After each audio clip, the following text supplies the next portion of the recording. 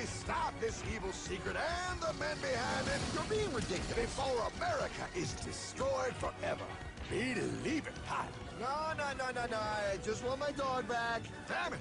That's it. I give up. Let them live in chains. No, Hartman.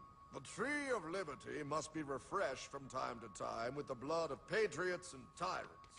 Thomas Jefferson? Mr. President, how do I get him to understand? As we did, son, remain vigilant.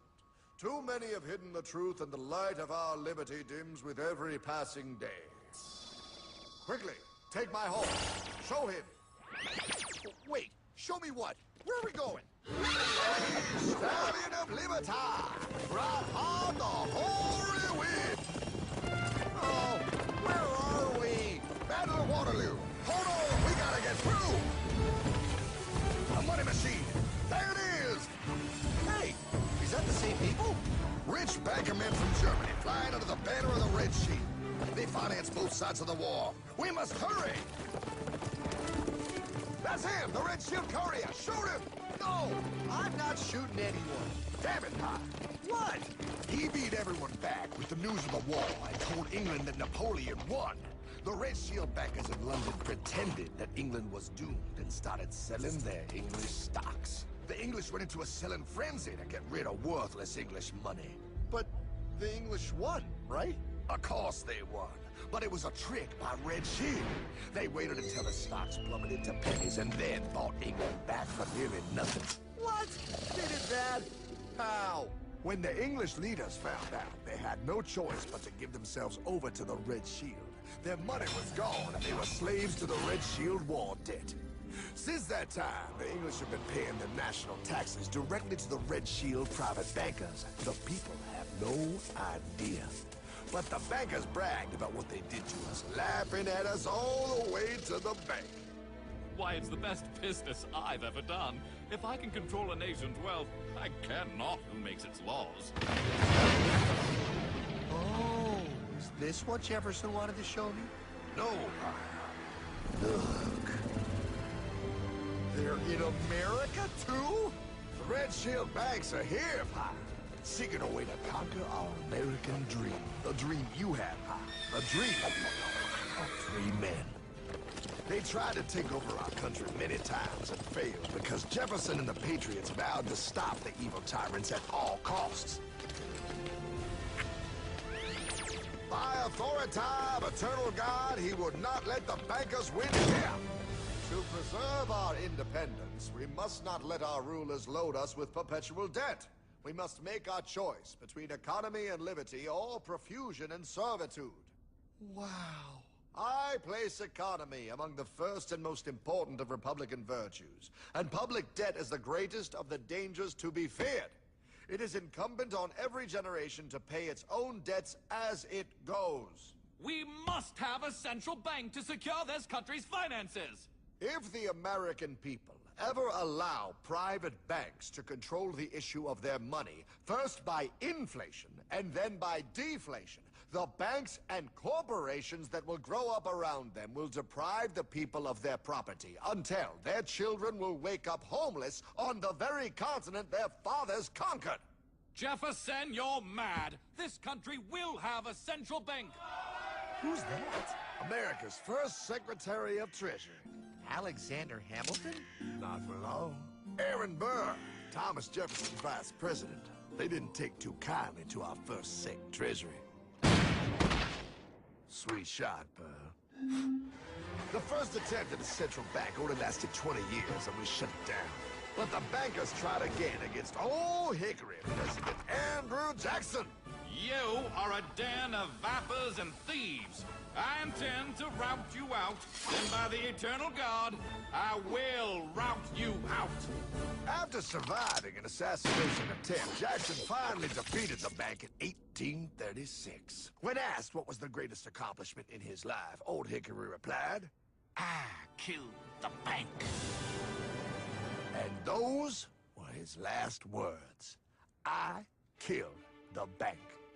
And with real money backed with real gold, our country experienced the greatest boom in any nation's history. Oh, it was beautiful, pal. But the bankers, greedy for more power and wealth, were concocting their most ambitious plan yet to once and for all take control of the finances of the United States.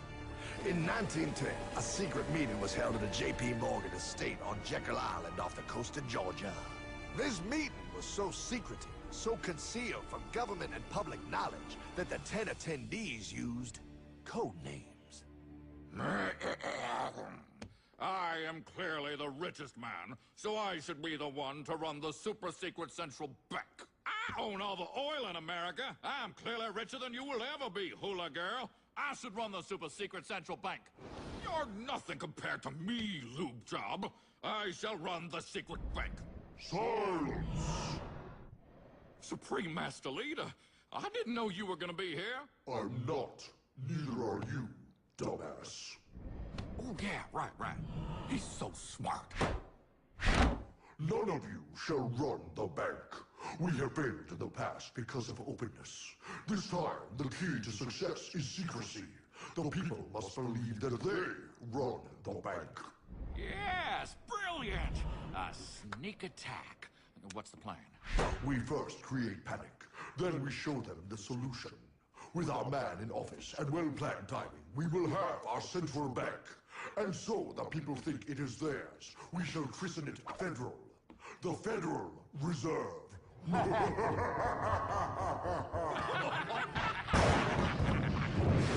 They struck on December 23rd, 1913. When most of our Congress were at home eating fruitcake, these bastards, I mean bankers, presented their treasonous act to their newly elected accomplice, Woodrow Wilson, who had fortuitously already agreed to sign it before he was even elected. Wait, the I.R.S.? I thought we always had the I.R.S. No, pal. They did this to us too. The Fed now has the exclusive power to print America's money. They loan this money to our banks and our government at interest, putting immediate debt on our own money, printing more and more, so each dollar they print becomes worth less than the one before.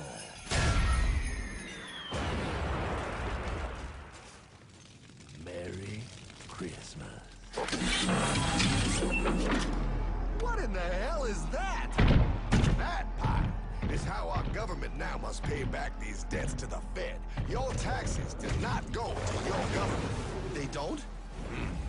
It's the greatest theft in human history. But, okay, I mean, I sort of get what you're saying, but it's all so confusing. And really, Hartman, I don't see how it affects me at all. If I had more money, none of this would have happened. Hartman?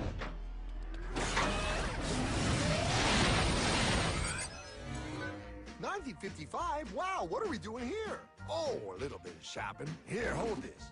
Gallon of gas, 23 cents. Postage stamp, 3 cents. Ounce of gold, $35. Hot baby, priceless. Best be getting back. Hey, Hartman! I need my car, man! Oh, was that Michael J? Yeah, he'll be fine. Now, pal, would you agree that you have the same exact things you had in 1955? Yeah, 1 stamp, 1 gallon of gas, 1 ounce of gold, and 1 home. Wow, we just made a lot of money. Hey! Gotta pay your taxes. Bet it's nice to have made all that money. Wait, that isn't fair. Now I actually have less money. I can't even go buy the things I just sold. The I.R.S. and the Fed's inflation work together, pal. They aren't just taxing gain, they are taxing their inflation. You are no richer than you were in 1955. Now, does that sound fair or American to you? Yeah, but I mean, who doesn't hate taxes? I hate the I.R.S. anyway. Pal, the higher they make the inflation, the more your money they take. It's thievery. You're not paying taxes on any more. You are paying taxes on the same. And now, you have less. They take our property away right in front of our eyes, just like Thomas Jefferson said they would. What's that? Oh, they found us! Quick, my sword! What sword? We don't need your banking machine! I'll condemn you to die, damn it! Die! Pile! The Yankee bogey on my 9! Take him at his knees!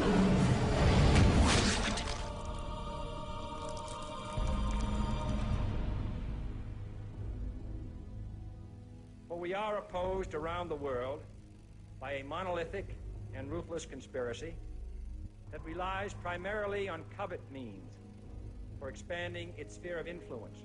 What's happening? Where am I? I believe perhaps you understand now, pal, but you are afraid. JFK. Hartman, what does this have to do with my house and my dog? Oh, okay, that's enough. I want to go home now. This is the last president to stand up to the Fed. You must see. On June 4, 1963, President Kennedy signed Executive Order 11110. This executive order empowered the U.S. Treasury to issue real money without the Fed. It would have worked. Kennedy's plan to dismantle the Federal Reserve machine had begun. 6 months later, John F. Kennedy went to Dallas and never returned. No way. No way they could do that. The new president, Lyndon Johnson, threw out Kennedy's order. And since JFK, no president has dared confront the secret powers behind the Federal Reserve. They consolidate bigger and bigger banks, print more and more money, accountable to no one, decimating our nation's wealth for the benefit of a few. Why? Why do this? If they hurt us, it hurts the global bankers too. No, pal. They are protected. They are too big to fail.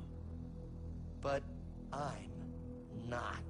Those sons of bitches! Sons of bitches all.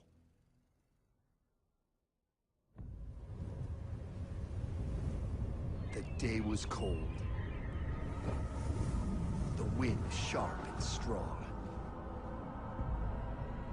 But we were determined. The bankers and their parasites had us vastly outnumbered, but their hubris made them weak. Not like us. Not like this band of immortals we have assembled. We have come to take back our... Hartman? Is that... My dog. Oh, Then the inevitable. The money kings could ignore us no longer. They sent an emissary, a cog in their machine of greed to bring about our submission. Hank Paulson. Hartman, this is blasphemy. We own the corners of the earth. It is futile to challenge us.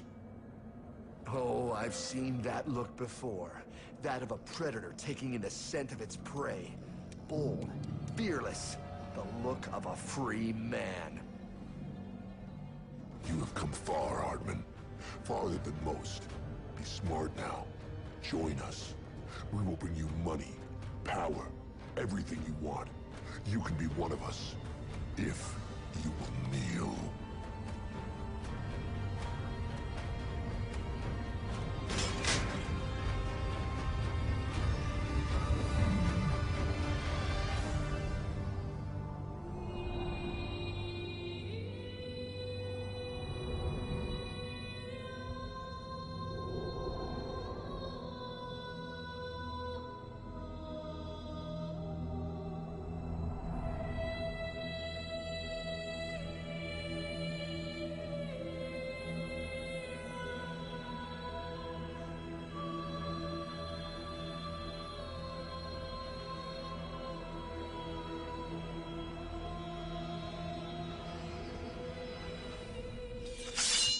Madman.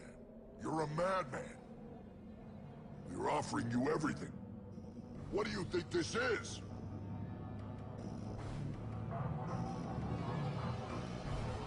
This is America!